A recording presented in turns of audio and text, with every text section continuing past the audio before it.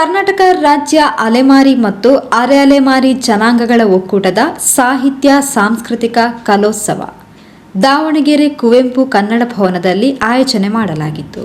ಒಕ್ಕೂಟದ ಗೌರವ ಅಧ್ಯಕ್ಷ ಕೆ ರವೀಂದ್ರ ಶೆಟ್ಟಿ ಉಳಿದೊಟ್ಟು, ಅಧ್ಯಕ್ಷ ಪ್ರಕಾಶ್ ಎಂ ಸೇರಿದಂತೆ ಪದಾಧಿಕಾರಿಗಳು ಸದಸ್ಯರು ಬಲೂನು ಹಾರಿಸುವ ಮೂಲಕ ಕಾರ್ಯಕ್ರಮಕ್ಕೆ ಚಾಲನೆ ನೀಡಿದರು. ಈ ಒಂದು ಸದಸ್ಯತ್ವ ಪಡೆದುಕೊಂಡು ಈ ಒಂದು ಸಂಘಟನೆ ಮುಂದಿನ ದಿನಗಳಲ್ಲಿ ಯಶಸ್ವಿಯಾಗಲಿಕ್ಕೆ ಕಾರಣೀಭೂತರಾಗಲು ಕೋರಿಕೆ.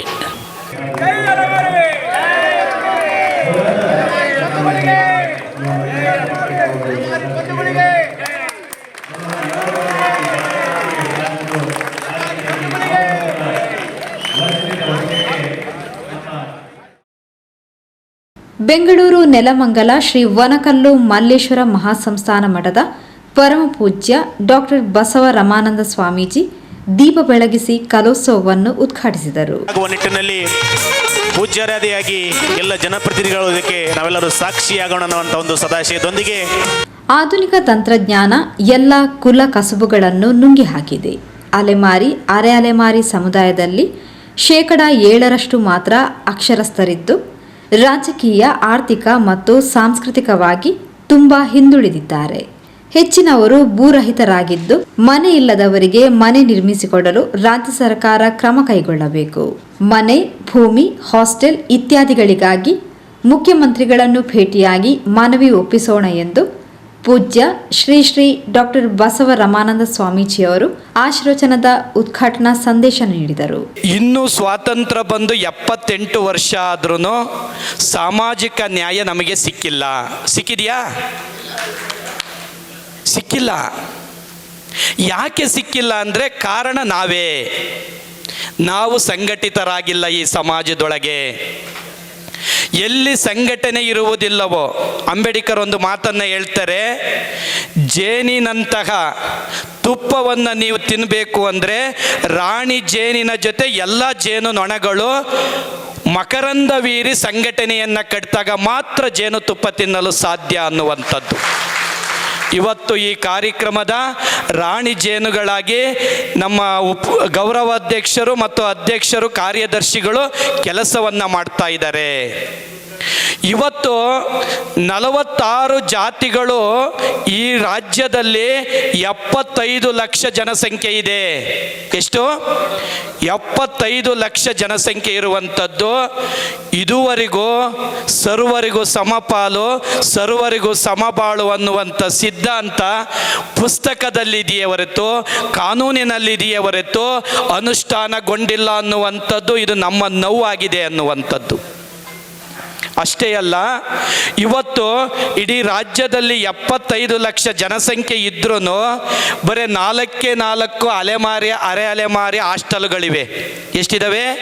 ಬರೀ ಕೇವಲ 4 31 ಜಿಲ್ಲೆಗೆ 124 ತಾಲೂಕುಗಳಲ್ಲಿ ಅಲೆಮಾರಿ ಅರೆ ಅಲೆಮಾರಿಗಳ ಹಾಸ್ಟೆಲ್ಗಳು ಆಗಬೇಕು ಅನ್ನೋದು ನಮ್ಮ ಒತ್ತಾಯ ಸರ್ಕಾರಕ್ಕೆ ಅನ್ನುವಂಥದ್ದು.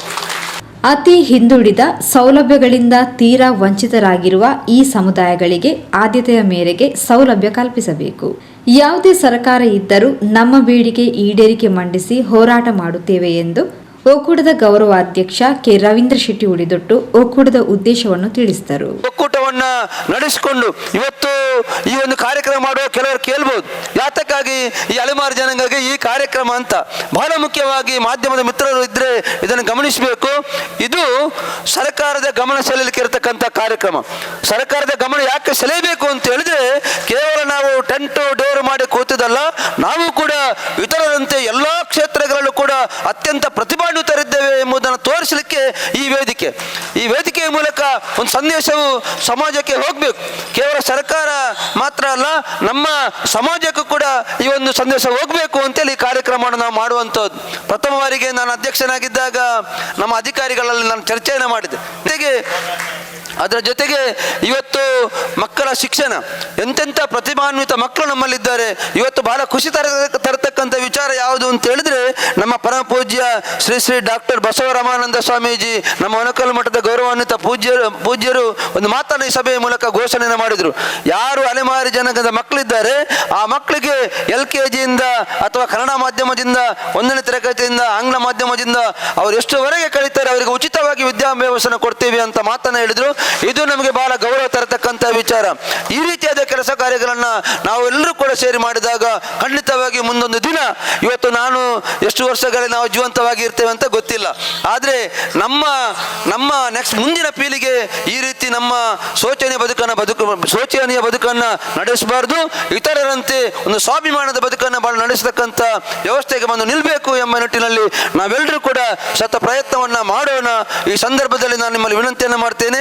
ಕಲೋತ್ಸವದ ಅಧ್ಯಕ್ಷತೆ ವಹಿಸಿ ಮಾತನಾಡಿದ ಒಕ್ಕೂಟದ ಅಧ್ಯಕ್ಷ ಪ್ರಕಾಶ್ ಎಂ ಬೆಂಗಳೂರು, ನಾವು ಅಲೆಮಾರಿ ಅರೆ ಅಲೆಮಾರಿ ಜನಾಂಗಗಳ ಕಲೋತ್ಸವ 3ನೇ ಕಾರ್ಯಕ್ರಮವನ್ನು ದಾವಣಗೆರೆಯಲ್ಲಿ ಆಯೋಜಿಸಿದ್ದೇವೆ. ನಾವು ಜಾಗೃತರಾಗಿದ್ದೇವೆ ಎಂಬುದನ್ನು ಇಲ್ಲಿ ಸೇರಿದ ಜನಸಂದಣಿ ತೋರಿಸಿಕೊಡುತ್ತಿದೆ ಎಂದು ತಿಳಿಸಿದರು. ಕಾರ್ಯಗಳ ಮೇಲೆ ಅವಲಂಬಿತ ಆಗಿರ್ತಕ್ಕಂಥ ಇಂದಿನ ಸಂದರ್ಭದಲ್ಲಿ ನಾವು ಎಲ್ಲರೂ ಇವತ್ತು ಸೇರಿರ್ತಕ್ಕಂಥವರು ಪ್ರವರ್ಗ 1ಕ್ಕೆ ಬರ್ತಕ್ಕಂಥ 46 ಜಾತಿ ಜನಾಂಗಗಳ ನಾವು ಬಂಧುಗಳು ಸೇರಿರ್ತಕ್ಕಂಥವ್ರು. ಈ ಕಾರ್ಯಕ್ರಮ ನಮ್ಮ ಕಾರ್ಯಕ್ರಮ. ಇವತ್ತು ನಾವೆಲ್ಲರೂ ಕೂಡ, ನಾನು ಬೆಂಗಳೂರು, ರವೀಂದ್ರ ಶೆಟ್ಟಿ ಅವರು ನಮ್ಮ ಅಲೆಮಾರಿಗಳಲ್ಲದೆ ಇದ್ರು ಸಹ ಮಂಗಳೂರು, ನೀವೆಲ್ಲರೂ ಕೂಡ ಇತರತ್ರ ಜಿಲ್ಲೆ ತುಮಕೂರು ಆಗಿರ್ಬೋದು, ಹಗರಿಬೊಮ್ಮನಹಳ್ಳಿ ಆಗಿರ್ಬೋದು, ಹಲವಾರು ಜಿಲ್ಲೆಗಳಿಂದ ಇವತ್ತು ನಾವೆಲ್ಲರೂ ಕೂಡ ನಮ್ಮ ಕಾರ್ಯಕ್ರಮ, ಈ ನಮ್ಮ ಅಲೆಮಾರಿಗಳ ಕಾರ್ಯಕ್ರಮ ಅಂತ ನಾವೆಲ್ಲರೂ ಕೂಡ ಒಂದು ಆಸೆಯನ್ನು ಇಟ್ಟು ಇವತ್ತು ಈ ಕಾರ್ಯಕ್ರಮಕ್ಕೆ ಆಗಮಿಸಿರ್ತಕ್ಕಂಥದ್ದು. ಇವತ್ತು ನಾವೆಲ್ಲರೂ ಕೂಡ ಪರಿಚಯ ಮಾಡ್ಕೋಬೇಕಾದ್ರೆ ನಾವೆಲ್ಲ ಅಲೆಮಾರಿಗಳು ಇಷ್ಟು ಬಂಧುಗಳಿದ್ದೀವ, ಇಷ್ಟು ನಾವು ಜನಗಳಿದ್ದೀವ ಅಂತ ನಿಜವಾಗ್ಲೂ ನಾವು ಗುರುತಿಸೋಕ್ಕೆ ಮೂಲ ಕಾರಣಕರ್ತರಾಗಿರ್ತಕ್ಕಂಥವ್ರು ನಿಜವಾಗ್ಲೂ ನಮ್ಮ ರವೀಂದ್ರ ಶೆಟ್ಟಿ ಅವರು ಅಂತ ನಾನು ಈ ಸಂದರ್ಭದಲ್ಲಿ ಹೇಳಲಿಕ್ಕೆ ಇಚ್ಛೆ ಪಡ್ತೇನೆ. ಮೊದಲನೇ ವರ್ಷ ರವೀಂದ್ರ ಕಲಾಕ್ಷೇತ್ರದಲ್ಲಿ ನಾವು ಇದೇ ಅಲೆಮಾರಿ ಕಾರ್ಯಕ್ರಮವನ್ನು ನೆರವೇರಿಸಿದ್ದು. 2ನೇ ವರ್ಷ ಮೈಸೂರು ಪುರಭವನದಲ್ಲಿ ನಾವು ಈ ಕಾರ್ಯಕ್ರಮವನ್ನು ಹಮ್ಮಿಕೊಳ್ಳಲಾಗಿತ್ತು. ಇದು 3ನೇ ವರ್ಷದ ಕಾರ್ಯಕ್ರಮವನ್ನು ಯಶಸ್ವಿಯಾಗಿ ನೀವೆಲ್ಲರೂ ಕೂಡ ಸೇರಿ ಈ ಕಾರ್ಯಕ್ರಮವನ್ನು ನಡೆಸ್ಕೊಡ್ತಾ ಇದ್ದೀರಂತ ನಾನು ಈ ಸಂದರ್ಭದಲ್ಲಿ ಹೇಳ್ತೇನೆ. ಚಿತ್ರದುರ್ಗ ಛಲವಾದಿ ಮಹಾಸಂಸ್ಥಾನದ ಪರಮ ಪೂಜ್ಯ ಶ್ರೀ ಶ್ರೀ ಬಸವನಾಗಿದೇವ ಸ್ವಾಮೀಜಿ, ಬೀದರ್ ಹುಮ್ನಾಬಾದ್ ಹೆಳವ ಸಮಾಜ ಗುರುಪೀಠದ ಪರಮ ಪೂಜ್ಯ ಶ್ರೀ ಶ್ರೀ ಶಂಕರಲಿಂಗ ಸ್ವಾಮೀಜಿ ದಿವ್ಯ ಉಪಸ್ಥಿತರಿದ್ದು ಆಶೀರ್ವಚನದ ಸಂದೇಶ ನೀಡಿದರು.